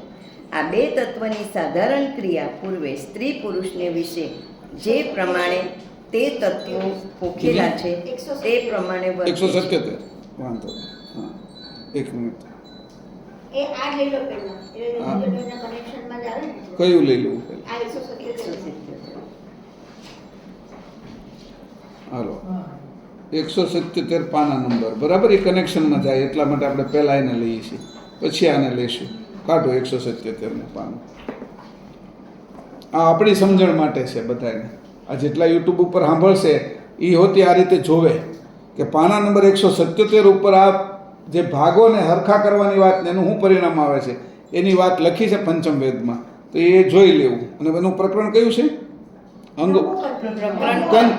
કંદ 9. દેવતંતુના પહેલામાં છે, પણ આમાં આનું આખું વિવરણ છે. હા, કંદ 9મો બરાબર. હા, હવે એમાં કેમાં છે એ પછી 177મું પાનું, પાનું સામાન્ય નંબર. દેવતાનું વિચરણ. હા, સામાન્ય દેવ તનુનું વિચરણ. તનુનું વિચરણ એના વિચરણ વિશે લખેલું છે બરાબર. હાલો, અહીંથી વાંચો. નિરંજનના 8 ભાગમાં. મને ત્યાંથી એટલું બધું વાંચવાની જરૂર નથી. અહીંથી અહીંયા કરો. અને હવે કોઈ કહે કે શંકરજી આ કારણને લીધે હા, આ કારણ જો એ પુત્રને મોહ થાય છે ને ત્યાંથી છે. આ કારણ નીચેથી ચોથી લીધું. કઈ 77 માં 176. 76 માલો ત્યાંથી શરૂ કરો. 176 આ કારણને લીધે 176 નો નીચેનો ને. હા હા, 4 ચોથી લાઈન છે. હું આમાં એટલે બોલું છું, બધાને ધ્યાન મારે ને યુટ્યુબ ઉપર. આ કારણને લીધે પુરુષને નેત્રે કરીને સ્ત્રી ઉપર મોહ થાય છે, અને તે લિંગ ઇન્દ્રિય કરીને સ્ત્રીનો ઉપભોગ કરે છે. વળી પુરુષમાં સ્ત્રીના વિભાગ 2 જગ્યાએ રહેલા છે, એથી પુરુષમાં રહેલા આ 2 સ્ત્રી વિભાગ સ્ત્રીની ચાહના કરે છે. આ પ્રમાણે નિરંજન અને અવ્યાકૃતના વિભાગ દેવ પુરુષને વિશે રહેલા છે. હવે કોઈ કહે કે સંકાદિક, શુકદેવ, દત્તાત્રેય અને નવયોગીની આદ્ય લઈ આ બધાય સ્ત્રીઓનો ત્યાગ કરીને મહાયોગીરાજ પરમદશામાં તદ્વત તદાકાર થઈ ગયા છે. આ બધા મોટા પુરુષો કઈ ક્રિયા કરીને થયા હશે? વળી સ્ત્રીઓમાં ક્રમિતિ, કર્મા, મીરાબાઈ અને ગાર્ગી વગેરે સ્ત્રીઓ પુરુષોનો ત્યાગ કરીને મહાવૈરાગ્યવાન યોગીરાજ તદ્વત તદાકાર થઈ ગયા છે. તે કયા પ્રકારે થયા હશે? તમે તો આગળ ઉપર કહી ગયા છો કે જે તત્વના જે વિભાગ હોય તે તેને ગ્રહણ કરે જાય છે. જો આ વાત ખરી હોય તો આ બધા ત્યાગીઓ કેવી રીતે થયા? હવે તમે જે તત્વનું છે તો એમાં તમે ફેરફાર થયો. તમે તત્વની ક્રિયા તો તત્વની રીતે જ તમે કીધી છે કે, તો આ ફેરફાર કેના કારણે થયો? કે તત્વ તો તત્વનું કામ જ કરે છે કે, તો એવી હું એવી ટેકનિક હતી અથવા હું એવી યુક્તિ છે કે જે યુક્તિના કારણે તત્વનું કામ કરવાના બદલે ફરી જાય. એટલે અહીંયા યુક્તિની વાત કરી. તમે જે કહેવા માંગો છો એ અમને સમજાતું નથી, એટલે અહીં શરૂઆત કરે છે. આને જોજો બરાબર, આ પોઈન્ટ ઉપર ધ્યાન રાખજો. હા, આ વિશે સ્પષ્ટ ખુલાસો કરું છું તે હે શ્રોતાઓ સાંભળો. અમે આગળ કહી ગયા હતા કે જે જેના વિભાગ હોય તે તેનું ગ્રહણ કરે. સાધારણ એ તો સાધારણ પક્ષ. હા, હવે બે વસ્તુ થઈ, એક સાધારણ પક્ષ અને એક છે એ વિશેષ પક્ષ. વિશેષ પક્ષની અંદર સુધારા વધારા બધું જ કરી શકાય. સાધારણ પક્ષ શું છે તો કે ભાઈ જે રાણ કોકડી છે એનો તમે વાવો એનો બીયો એટલે રાણ ઉગે, અને ચીકુનો વાવો તો ચીકુ ઉગે. પછી એનો વિશેષ પક્ષ શું છે કે રાણનો એક ભાગ એનો એ રાણ કોકડી જે ઉગી છે એનું એક ડાળી લાવી અને તમે ચીકુની આરે છે એ કલમ કરો એટલે એ ડાળી ઉપર પછી છે એ રાણ કોકડી આવવા મળે ચીકુમાં. સમજાણું? એવી રીતે એક ડાળી છે એ ચીકુની લાવી અને રાણને તમે લગાડી દો તો એ વિશેષ પક્ષ છે. સમજાણું? આ સાધારણ પક્ષ છે. એવી રીતે આંબો છે દેશી આંબો, એને તમે કલમ કરો જ્યારે આની પેલાની કેસરની કલમ કરો એટલે એ હવે એમાં કેસર કેરી આવશે. એટલે એવી રીતે પછી ફૂલમાં આ લોકો કરે છે. જે ગુલાબી ફૂલ હોય એની અંદર વળી પાસે સફેદ એને કલમ કરે એટલે સફેદ ગુલાબ આવવા મળે છે. સમજાણું? તો એને કીધું કે આ સાધારણ પક્ષ નથી, આ સમજનો પક્ષ છે, વિશેષ પક્ષ. આપણે જો આગળ જવું હોય તો સમજના પક્ષમાં જવું પડશે. સમજનો પક્ષ યુક્તિવાળો છે અને આ સાધારણ પક્ષ છે એ ક્રિયાવાળો છે, સામાન્ય ક્રિયા થયા કરશે સાધારણ ક્રિયા. એટલે અહીં કીધું તમે હું જે વાત કરી ગયો ને એને તમે પકડી સારું કર્યું કે અહીં એ પોતે જ આપણે સમજાવે. તમે કહો છો કે તત્વનો વર્તારો તો ક્યારેય ફરતો જ નથી. ઘણી વખત આ આપને કે તમે એમ કહો છો મહેશભાઈ, પરમગુરુ એવું કહે છે કે જે કાંઈ જે રચના થઈ છે એમાંથી રેતી વાવીને કાંઈ આપણે ઘઉં ન પકવી શકીએ. એ વાત સાચી છે, પણ કીધું કે આ જે પેલા હતા ને કશ્યપ ઋષિ, તો કશ્યપની જે 17 કન્યાઓ હતી એમાંથી આ બધું બન્યું. તો કે મનુષ્યમાંથી તો મનુષ્ય બનવા જોઈએ. એને કીધું કશ્યપે આદિત્યની હારે રહ્યા, એની અંદર આદિત્ય એટલે સૂર્ય 12 બન્યા અને જે દેવતાઓ બન્યા. દિતિની હારે રહ્યા તો એમાંથી અસુરો અને 49 મરુતો બન્યા. ધનુ હારે રહ્યા તેમાં દાનવો બન્યા. સુરસા હારે રહ્યા તો રાક્ષસો બન્યા. ઈલા હારે રહ્યા તેમાં વનસ્પતિને વેલી ને બધું બન્યું. સમજાણું? પછી એ બધી જે સ્ત્રીઓ હારે રહ્યા, પછી પહેલાને આપણે સુરભી હારે રહ્યા તેની ગાય અને ભેંસો બની, ગાયો અને ભેંસો. તો કીધું કે ભાઈ આવી રીતે તમે કહો એ કંઈ માન્ય આવતું નથી, કે સામાન્ય પક્ષમાં માન્ય નથી આવતું. સૃષ્ટિની શરૂઆતમાં વિશેષ પક્ષો કામ કરતા હોય. સમજાણું? એટલે કોઈ આપણો વિરોધ કરે પણ એની આ સમજે પરમ ગુરુ અહીંયા જે કીધું ને એ જગ્યાએ લાગુ પડે. આ એટલા માટે હું બોલું છું, યુટ્યુબ ઉપર આવવાનું છે. કે મને ઘણા લોકોએ પછી પ્રશ્ન કર્યો કે મહેશભાઈ છે એ જે પંચમ વેદમાં વાત કરી છે એમાં એનો સિદ્ધાંત અને નિયમો મહેશભાઈના બેસતા નથી. પરમગુરુ તો એમ કીધું કે વાલીમાંથી વાળમાંથી વાલી થાય અને ગ્રીવામાંથી સુગ્રીવ થાય એ વાત ખોટી છે. એ બધું પાછળ, પણ એ બધું પાછળથી થયેલું છે. શરૂઆતનો જે સાધારણ પક્ષ અને વિશેષ પક્ષમાં ફરક છે એ તત્વને જુદી રીતે વાપરવાની રીત કીધું છે. સાધારણ શું હતું કે દીવો છે એ નીચે આપણે પેટાવતા. સમજાણું? કોઈ ઉપર. હવે આ જે લેમ્પ થઈ ગયો તો એ અસાધારણ છે. એને ઊંધો ઉપર લટકાવીને તમારો દીવો શરૂ થાય છે. અત્યારે એક સમય જુદો હતો ને આ સમય જુદો છે. બરાબર? આપણે કોઈ પણ વસ્તુ છે એ નીચે જ પડે છે. એ સમય હતો નીચે પડતી હતી. આજે હેલિકોપ્ટર ઉપર ઉડે છે, પ્લેન ઉપર જે અવકાશની અંદર મૂકેલા જે ઉપગ્રહો છે આજે એ સાધારણ પક્ષ નથી, વિશેષ પક્ષ છે. એટલે વિશેષ પક્ષ જાણનાર માત્ર પરમ ગુરુ છે. આ વાતે સમજજો. સાધારણ પક્ષ જાણે છે આ વિષય. જાણ આવે એ પરમ ગુરુની જ જાણ હોય. આ એ વિશેષ પક્ષની જાણ આવે એ પરમ ગુરુ. જુદી રીતે બતાવવાની જે જાણ હોય એ પરમ ગુરુની જ જાણ હોય. એ બીજા કોઈની હોય નહીં. કારણ કે આટલી જાણ લાવી ક્યાંથી ન કર આપણે? આ કેવી રીતે સમજવું એક એક વાતને છૂટી પાડીને? એટલે અહીંયા ધ્યાન રાખજો. એ મેં તમને કીધું એ સાધારણ પક્ષ છે. આગળ હાલો. કારણ કે સર્વ જીવજન્ય વિશે જેનામાં જેવા તત્વ પોષાયા છે તે સહેજ સ્વભાવે કંઈ પણ સાધનરૂપી આકર્ષણ કર્યા વિના થયા જાય એવું અમે કહી ગયા છીએ. તે કેવી રીતે સમજાય તે વિશે સાંભળો. જેમ પોપટ અને મેના વગેરે સર્વ પક્ષીઓ પોતાની સ્વજાતિની બોલી પ્રથમ બોલતા હતા, પણ તેને કોઈ મનુષ્ય ભણાવે છે ત્યારે તે મનુષ્યની બોલી બોલે છે. બસ અહીંયા રાખો. હવે 230 ને 31ના પાના ઉપર જાઓ પાછા. આ વાતને પાછી વિશે સમજવા માટે 230 ને 31માં પાના ઉપર આનું ક્યાંથી પ્રાસ મળે એ હોતી જોવા જેવું છે.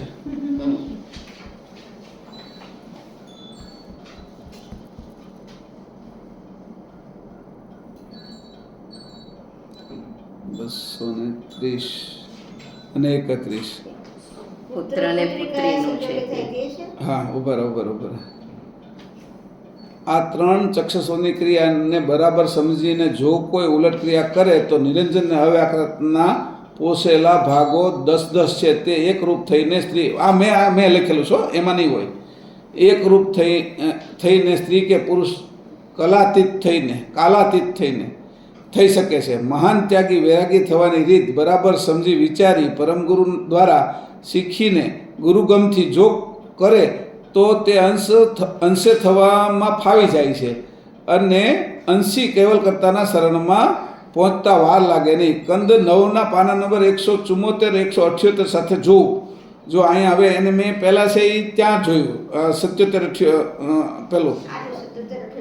હવે જો અહીંયા નીચે લખ્યું છે, જો ઉધ્વે ખેંચે છે, જો અહીંયા હવે લખ્યું છે નીચે ઉપર પાના નંબર 230, એમાં હવે સ્ત્રીના 3 એટલે 1 2 3 4 5 6 7 8 9મી લીટી ઉપરથી હવે સ્ત્રીના 3 ચક્ષસ પ્રગટ ક્રિયાની લક્ષણા કહું છું.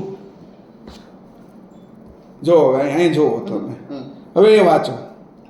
હવે સ્ત્રીના 3 ચક્ષસત્વની પ્રગટ ક્રિયાની લક્ષણા કહું છું તે સાંભળો. જ્યારે પુરુષ સ્ત્રી સાથે મૈથુન કરે છે ત્યારે સ્ત્રીના લિંગને વિશે વિશેષ આનંદ ઉપજાવે છે અને પુરુષના બિંદુને ખેંચીને સ્ત્રીના કમળમાં પહોંચાડે છે. તે સ્ત્રીનું પ્રગટ અનંગ ચક્ષસત્વ જાણો.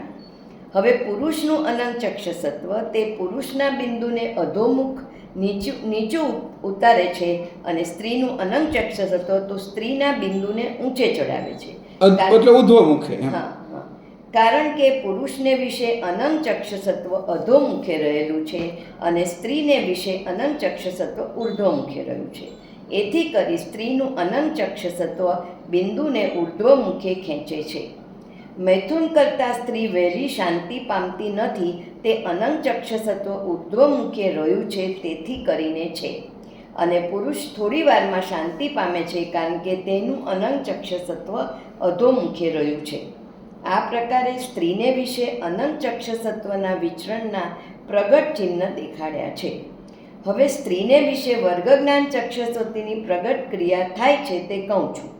સ્ત્રીના કમળને વિશે બિંદુની વહેંચણ કરીને જે તત્વો અને ઇન્દ્રિયોનો જે અર્ક, તે અર્કને તે તત્વો તથા ઇન્દ્રિયોની જગ્યાએ પહોંચાડીને બિંદુઓ ઘાટ ઘડે છે તે સ્ત્રીનું વર્ગજ્ઞાન ચક્ષસત્વ જાણ્યું. આ પ્રમાણે ઘડાયેલા ગાંઠને પરિપક્વ કરી કમળથી વછોડીને ભિન્ન કરી નાખે છે ત્યારે બાળકનો પ્રસવ થાય છે તે સ્ત્રીનું કાળચક્ષસત્વ જાણ્યું. આ પ્રમાણે કર્તાની સંયમભોગ વૃત્તિના 3 ચક્ષસત્વ જંગમ જાતિમાં પુરુષ અને સ્ત્રીને વિશે સ્ફૂર્ણા પામીને પુત્રી પુત્રાદિ પ્રજાની ઉત્પત્તિ કરે છે તે કહ્યું. હજી એને આગળ લઈ લેવાનું છે, ત્યાં સુધી આગળ હોતી સ્ત્રી પણ કેવી રીતે આવે છે. હવે પ્રજા પૈકી પુત્ર કયા સંજોગે થાય છે એની સાથે લઈ લઈએ થોડું, આ સમજવા માટે છે. અહીંયા હવે સ્ત્રીને પુત્ર કેવી રીતે પ્રાપ્ત થાય છે એવું નથી, આમાંથી કેવી રીતે નિરંજનને અવ્યાકૃતના ભાગો 3 ચક્ષસત્વ છે એનાથી 3 ચક્ષસત્વથી જુદા પાડ્યા છે. 3 ચક્ષસત્વ પાસે સ્ત્રી અને પુરુષના ભાગો એક પણ કરી શકાય છે. જો ત્યાં એ કઈ ક્રિયાથી એક કરવા એ એની લીધું કે એ અહીંયા ટેકનિક બતાવી છે, જે રીતે છૂટા પાડ્યા એ રીતે કેવી રીતે ભેગા કરવા. તમે દૂધમાંથી ઘી છૂટું પાડી દીધું પણ હવે તમે ઘીને દૂધમાં ભેળવી શકતા નથી, પાણીમાં, સમજાણું. પણ અહીંયા એમ કહેવામાં આવ્યું છે કે આ જે પ્રક્રિયા છે એમાં વર્ગજ્ઞાન અનંગના કાળ એની ઉલટ ક્રિયા જો વ્યવસ્થિત આવડે તો આ બધી જ વસ્તુ પાછા ભાગો હરખા થઈ જાય. અહીંયા હજી વાંચી લો એક, પછી પાછા આને છે ને એના માટે પાછા 174 અને 78 સુધી જઈએ છીએ આપણે પાછા 77 પાછા જઈશું. અહીંયા સમજી લો પહેલાં. હવે પ્રજા પૈકી પુત્ર કયા સંજોગે કરીને થાય છે તેમજ હા તો કાંઈ વાંધો નહીં. અહીંયા અત્યારે આપણે પૂરું અહીં કરીએ છીએ પણ આને તમે વાંચતા આવજો. આની સાથે 74 174 175 76 અને 77 એને વાંચતા આવજો અને પહેલાંની સાથે પછી ઉલટ કરીને હરખાવજો. એટલે આખું આ બધું પરમગુરુ અલગ અલગ મૂકી દીધું છે. એ બધા સ્પેર પાર્ટો ભેગા કરશો ને તે આખી સમજ ક્લિયર થઈ જશે. બરાબર? આને આ રીતે તમે સમજજો. એટલે મેં કીધું એમ પહેલા પાના નંબર છે એ ક્યાંથી આવ્યા તો કે ભાઈ 53 54 થી આપણે ઉલટ મારીને ક્યાં ગયા તો કે ભાઈ આપણે છે ઈ 177 એટલે 177 ના પાને ગયા, ત્યાંથી ક્યાં આવ્યા તો 230 31 બરાબર. ત્યાંથી પાછા ક્યાં જઈશું તો કે હવે ફરીથી આપણે જઈશું પાના નંબર 174 થી 78 સુધી પાછા સમજશું. એટલે બોલો તો પેલા 200 353 54 ત્યાંથી પાછા આવેલા ઉલટ કરી આમાં મારી આપણે શરૂ કરી, સમજણું આ બુક વાંચવામાં. પછી ત્યાંથી ગયા 177 ઉપર 76 77 બરાબર. ત્યાંથી પાછા ક્યાં આવ્યા 230 અને 231 આવ્યા બરાબર. કેવું આમથી આમ લેશે પરમ ગુરુ પાછું 277 અને પાછા 174 થી લઈને 78 સુધી જવાનું. પછી આખું વાંચવાનું એ, કારણ કે ત્યારે આપણે આખી ખબર પડશે. અને હવે પછી કીધું કે નિરંજનને આ વ્યાકરણની ઉલટ ક્રિયા કેમ થાય છે એનો આખો તાળો મળી જશે. તમે આ વાંચશો ને એટલે એને લખી લેવાનું તો જ ખબર પડી જશે કે જે રીતની આ ઉલટ ક્રિયા કરી અમે દૂધમાંથી ઘી કાઢવાની, જે મારું શરીર બહાર કાઢ્યું છે એ જ રીતે એની અંદરથી પાછું જઈ શકાય છે. પછી દૂધની અંદર ભેળવવું છે આ ઘી, તો ભેળવી શકાય ત્યાં સુધીની ગતિ આપી છે પરમ ગુરુએ, બાકી કોઈની તાકાત નથી આ ભેળવી શકે એને. આ પરમ ગુરુની જ રીત છે. એની એટલું બધું ગૂઢ રખી નાખ્યું કે હજી કોઈને ખબર નથી પડી. એટલા વર્ષોથી પંચમવેદ સમજાય છે, વચાય છે, લોકો ગાય છે, પણ આ તત્વની રમતની કોઈને ખબર પડી નથી. એટલે આ તત્વની રમત ઉપર જ આપણે જઈએ છીએ. અત્યાર સુધી જે ક્લાસો ચલાવી તત્વની જ ઉલટ ક્રિયાના ચલાવ્યા, 72 તત્વ, હવે પછી ઉપરના 12 તત્વો આવી જશે. આ રીતે આને સમજો. આજનો દિવસ, આજનો ક્લાસ અહીંયા પૂરો કરીશું આપણે 65માં. શ્રીમદ કરુણા સાગર ભગવાન કી જય. સત કેવલ સાહેબ.